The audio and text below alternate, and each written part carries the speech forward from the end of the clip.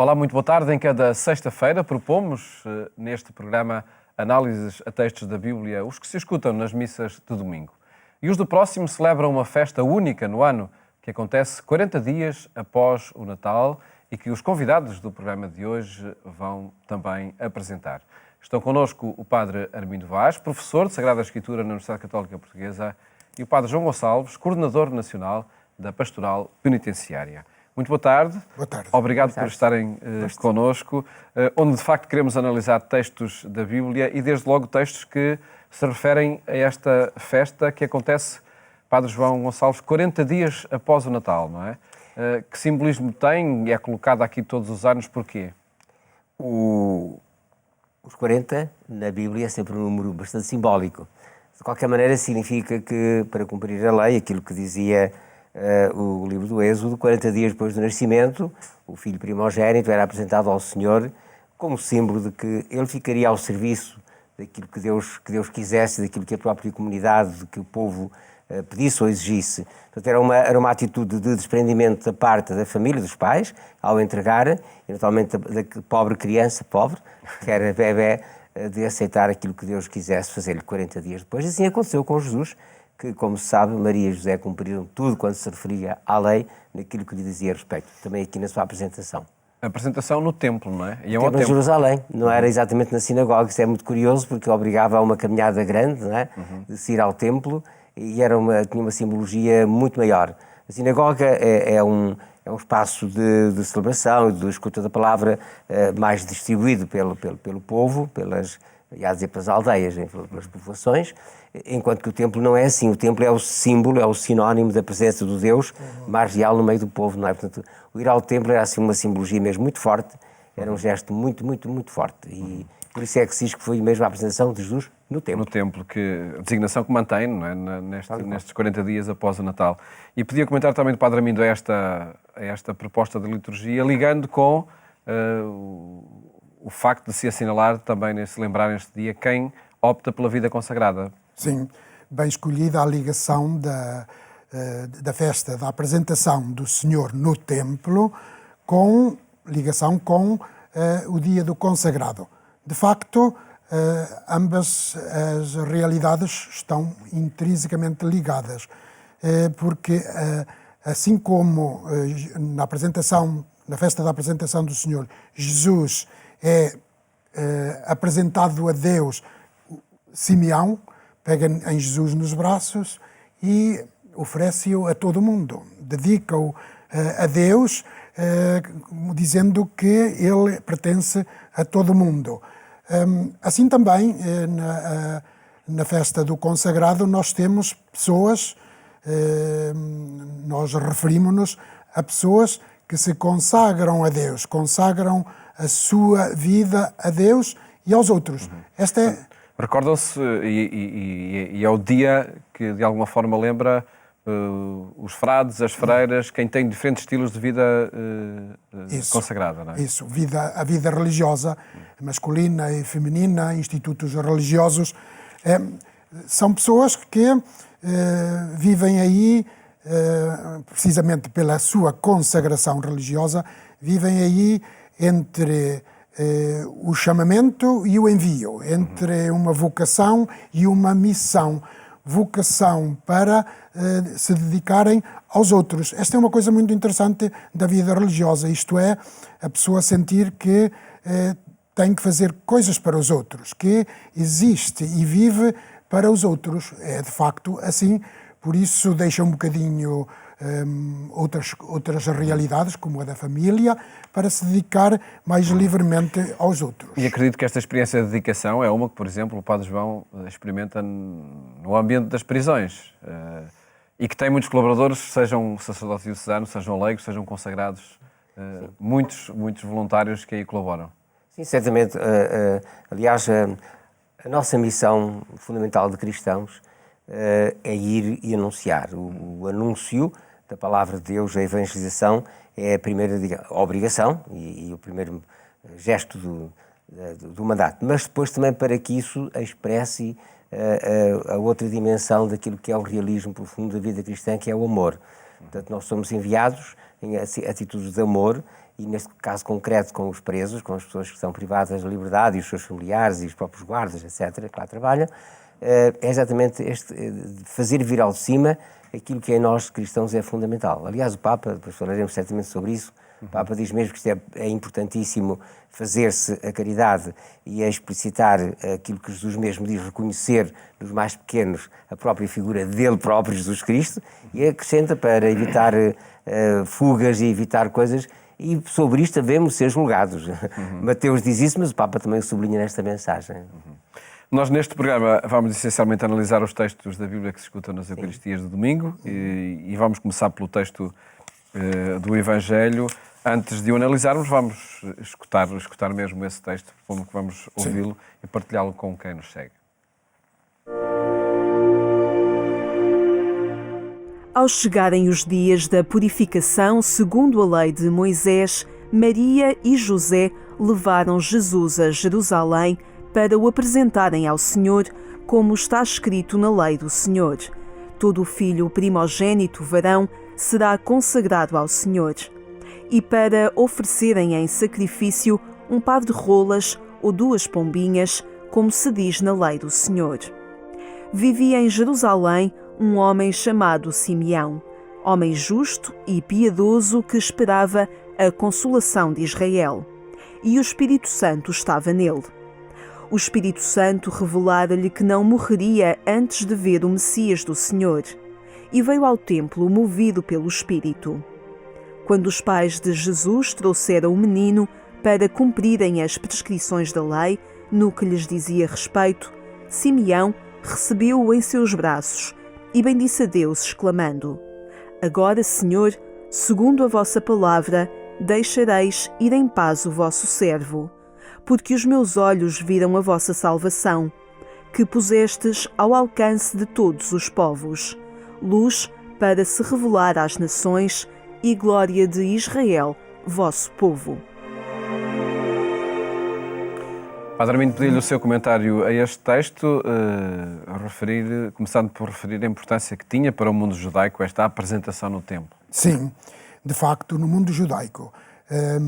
Para os judeus do tempo de Jesus, que se reportavam constantemente às suas Sagradas Escrituras, olhando particularmente para os profetas, e nomeadamente para o profeta Isaías e ainda muito especialmente para o profeta Malaquias, Israel esperava o dia tremendo, o dia do Senhor, mas no sentido de um dia tremendo em que Deus entraria no templo numa manifestação de força, da sua potência contra os inimigos de Israel, para libertar Israel dos ocupantes da sua terra, dos opressores, dos invasores, etc.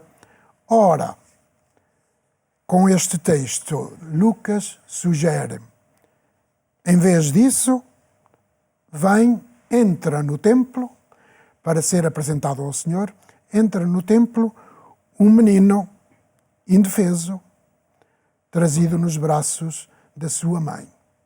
E, realmente, a mãe e o pai querem submeter-se à lei de Moisés, que falava dos dias da purificação deles, diz aqui Lucas.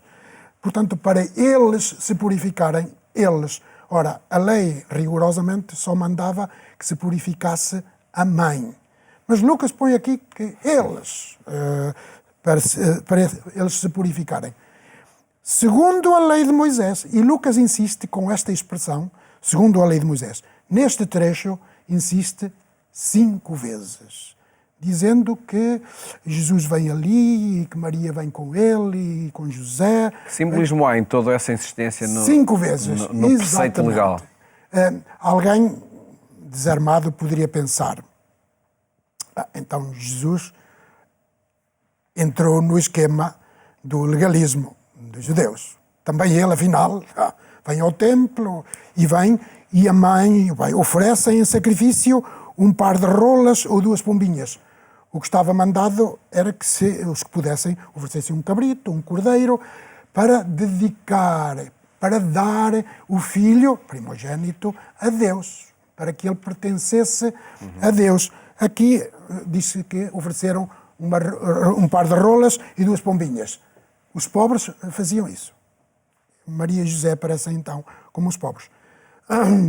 E então oferecem realmente sacrifícios segundo estava mandado na lei. Mas Lucas, com esta insistência, não quer sugerir que Jesus era legalista. O que ele quer sugerir é que, já desde o princípio do seu Evangelho, estamos no capítulo 2, nos relatos do nascimento e da infância de Jesus. O que Lucas quer sugerir é que Jesus vem realizar plenamente e dar cumprimento total ao plano salvador do amor de Deus pela humanidade. Esse plano salvífico que estava na mente de Deus desde toda a eternidade e que se foi revelando ao longo do Antigo Testamento e que as Sagradas Escrituras dos judeus faziam cristalizar por escrito, esse plano salvador é assumido totalmente por Jesus e ele leva-o a cabo. Esse plano que estava já realmente na lei de Moisés, que aqui aparece como significando ou representando todas as Sagradas Escrituras. Jesus vem dar cumprimento a todo o plano salvífico de Deus para a humanidade. E que simbolismo tem, Padre João Gonçalves, este gesto de Jesus? O Padre Armindo Vaz falava na intenção do evangelista Lucas ao colocar, enfim, todo esse preceito, a parte normativa em que está envolvido, mas acredito, para um leitor hoje, que mensagem traz este Evangelho? Concordando, naturalmente, com o cumprimento da lei, e também Jesus aí é mestre, não é? Porque ele não quer destruir a lei, não a destruiu, reforçou-a e deu-lhe vida, é o que ele quer dizer. Mas esta oferta, esta apresentação de Jesus, sobretudo tendo em conta aquilo que disse Simeão, pegou no menino e apresentou, Nossa Senhora apresentou. Aliás, em muitas comunidades, sobretudo paroquiais e outras, esta festa chamam de festa de Nossa Senhora da Apresentação. Portanto, dão realce à mãe. E é muito curioso, eu conheço uma paróquia que, por exemplo, nesse dia faz uma festa em honra de Nossa Senhora da Apresentação. Até às vezes esquecem que quem foi apresentado foi o Senhor, mas não tem mal. Nossa Senhora das Candeias? Nossa Senhora das Candeias também, precisamente por causa das luzes que se acendem, as velas. Jesus é a luz do mundo. Esta expressão e este hino pequenino de Simeão é muito bonito, não é? Muito bonito. Ele não só dá graças a Deus porque o Senhor o deixa ver o Messias, mas tem uma expressão muito curiosa referindo-se à própria mãe. Uma espada de dor despassará o teu coração. Quer dizer que uma oferta tem sempre um aspecto de renúncia. Quando alguém oferece alguma coisa, deixa de a possuir, digamos assim. Oferece-a, dá. Portanto, Maria ofereceu o seu filho, ela acompanhou-o permanentemente em momentos de exaltação, digamos assim, mas sobretudo de dor, e levou-o até à cruz. Portanto, esta expressão muito forte, e não só de cumprimento da lei, de apresentar, mas também de uma união muito grande àquele que é o mistério de Jesus Cristo, que veio para se oferecer ao Pai permanentemente. Também na dor, que depois expressou de maneira plena na cruz. E avançamos nestas análises que fazemos aos textos da Bíblia que são lidos na missa de domingo. O primeiro é da profecia de Malaquias e remete-nos, Padre Armindo Vaz, também para esse horizonte do cumprir da promessa do Messias. Este texto do profeta Malaquias foi escolhido para a liturgia deste domingo, precisamente para fazer a ligação do texto de Lucas com o Antigo Testamento, com as Sagradas Escrituras judaicas. Vou enviar o meu mensageiro para preparar o caminho diante de mim. Exatamente, já está. O caminho diante de mim. Entrará no seu templo o Senhor a quem buscais, o anjo da aliança por quem suspirais. Ele aí vem, pois ele aí vem. Portanto, o profeta Malaquias sugeria que Deus, o próprio Deus, através do seu mensageiro, que depois nós traduzimos através do grego, não é? Traduzimos para anjo. O seu mensageiro, isto é, o seu enviado, que é o próprio Deus, mas em estado de comunicação, de comunicação, de revelação com os humanos. Neste caso, em estado de Deus, em estado de aquele que purifica a religião do povo de Israel. Israel que tinha a religião do mérito, a religião do cumprimento de ritos. O profeta diz que Deus vai purificar essa religião e centrá-la no amor. Vai purificar como o fogo do fundidor e como a lexívia dos lavandeiros. E então fará com que as pessoas apresentem a oblação segundo a justiça. Segundo a justiça. Ou seja, voltando-se mais para pessoas e não para o ritualismo. Este texto foi agarrado por Lucas para mostrar Jesus a ser apresentado e a entrar no templo com os pais. E encontra também aqui neste texto, Padre João Gonçalves, essa dinâmica da dádiva? Da dádiva e do compromisso que Jesus traz para cada um de nós. E eu sublinhei para mim próprio estas duas expressões que já foram referidas pelo Sr. Padre Armindo Vaz. Ele é como o fogo do fundidor e como a lexívia dos lavandeiros. Estas expressões são muito fortes e são muito bonitas, elas são altamente mobilizadoras. Não só para Jesus Cristo, porque o foi, e ele teve que muitas vezes que se confrontar e que defrontar algumas situações complicadas, mas ele não deixou de ser o fogo do fundidor. E o fogo que aquece, mas também o fogo que queima, que destrói o mal para reconstruir e reconstituir o bem.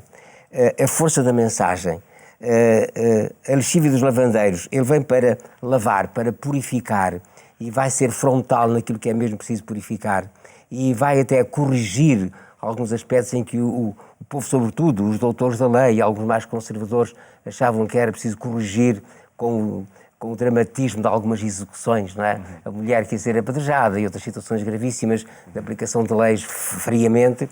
Jesus vem, mas vem dizer-nos, e ele próprio dá testemunho, de que é no amor que essas coisas todas devem ser vistas, mesmo quando é preciso queimar para destruir o mal, ou quando é preciso também queimar ou rasgar o tecido com a lexívia. Ele vem falar numa outra linguagem. Se ninguém te condenou, também não te condeno.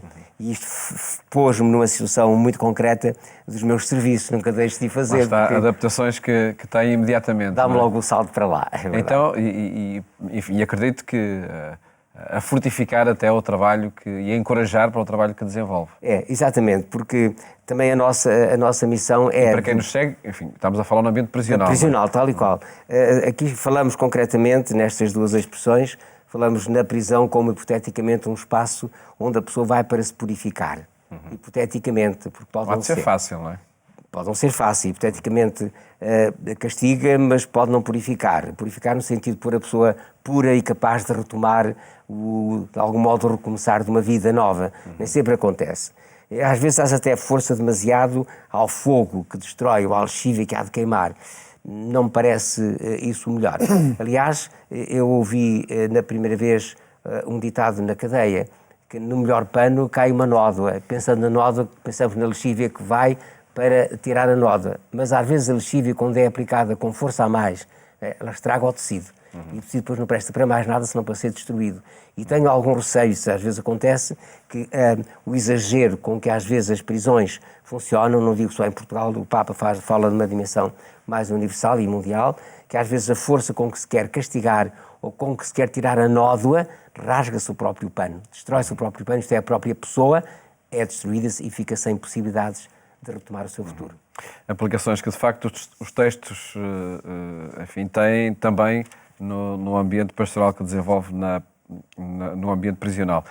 Vamos analisar o último texto deste domingo, que é da Carta aos Hebreus, que a afirmação do humanismo é feita aqui, o humanismo de Jesus é feita neste texto, Padre Armindo Vaz. Uma afirmação de humanismo, muito bem.